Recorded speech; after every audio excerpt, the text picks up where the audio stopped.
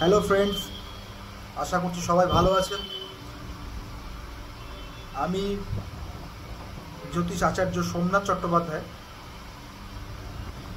আজকে একটা remedial part নিয়ে একটা কথা বলবো। অ্যাকচুয়ালি রেমেডিয়াল পার্ট জ্যোতিষের মধ্যে সবথেকে ইম্পর্ট্যান্ট এবং সবথেকে ক্রিটিক্যাল। রোগ নির্ণয় তো আছেই, রোগ নির্ণয়ের পর কোনখানটা ব্যাপারটাকে ঘাঁটলে রোগটা নিরাময় হবে বা সেখান থেকে উপশম হবে বা গার্ড হবে, সাপোর্ট হবে, যেটাই বলে থাকেন, সেটা সব থেকে ইম্পর্টেন্ট পার্ট।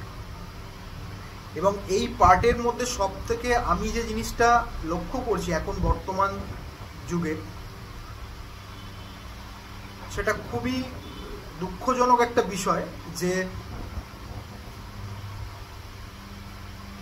মাঙ্গলিক দোষ বা যে কোনো রকম নেগেটিভ যে সমস্ত প্ল্যানেটগুলোর পজিশন থাকে, প্রথমত মাঙ্গলিক দোষের যে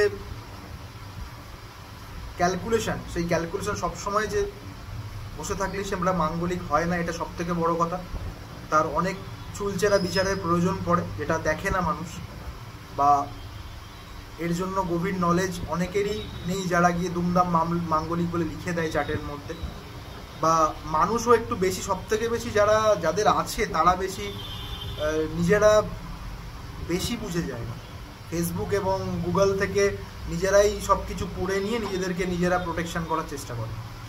তো যাই হোক, সেটা বড় কথা নয়। ব্যাপার হচ্ছে যে জিনিসটা আপনার, আমার কাছে বলার উদ্দেশ্য, যে জিনিসটা আপনার অলরেডি সিস্টেমেটিকভাবেই দুর্বল বা প্রবলেম অলরেডি যদি করে থাকে, বাস্তবিক যদি আপনার চার্টে মাঙ্গলিক দোষ থেকে থাকে, মানে মঙ্গলের প্রবলেম থেকে থাকে, বা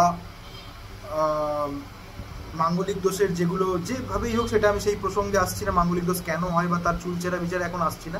যদি আপনার চার্টে অরিজিনালি মাঙ্গলিক দোষ থেকে থাকে, আপনি কখনোই মঙ্গলের রত্ন দুমদাম ধারণ করবেন না।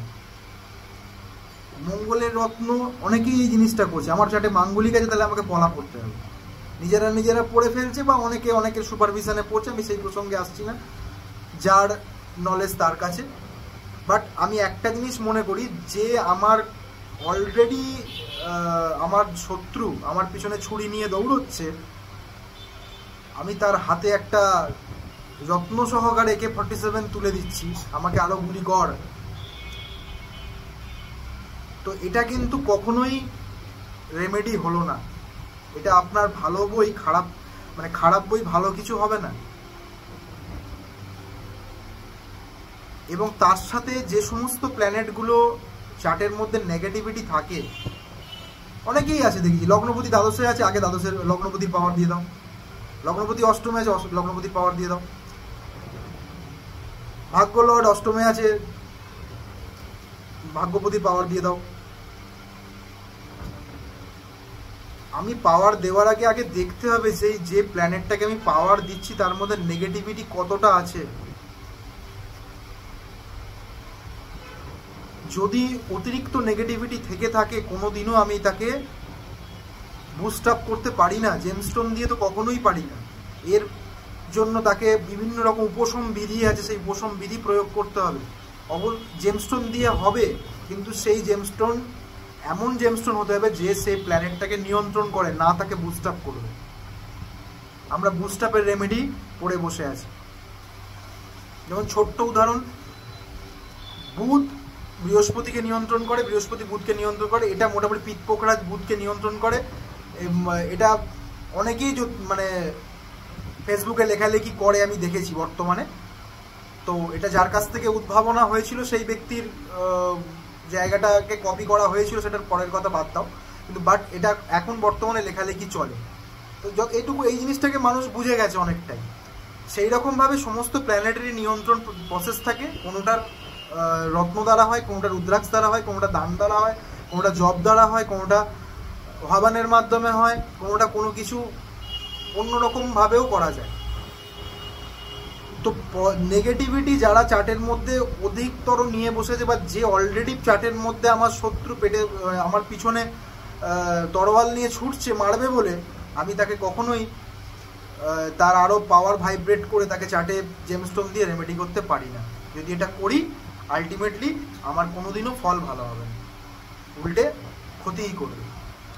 তাই নেগেটিভ প্ল্যানেটকে পজিটিভ করার কোনোদিনও যায় না, বাট তাকে দমিয়ে রাখা যায়। দমিয়ে রাখার রেমেডিটা করতে হবে, নট তাকে বুস্ট আপ করার রেমেডি করতে হবে। আপনার বাড়িতে যে প্রধান শত্রু, আপনার ফ্যামিলিতে বলুন, আপনার আত্মীয় পরিজনের মধ্যে বলুন, আপনার বন্ধু বান্ধবদের মধ্যে বলুন, আপনি তাকে যতই মানে করেন না কেন তার জন্য, আপনার কাছ থেকে কিন্তু কোনোদিনও সে আপনার জন্য ভালো ফল দেবে না। অলওয়েজ আপনাকে সুযোগ পেলেই কিন্তু আপনার ক্ষতি করার চেষ্টা করবে। আশা করছি বোঝাতে পেরেছি। এরপরে আরও পাট করে আবারও আসবো। তো এই জিনিসটা সতর্কতার জন্যই এসেছিলাম। ভালো থাকুন, নমস্কার।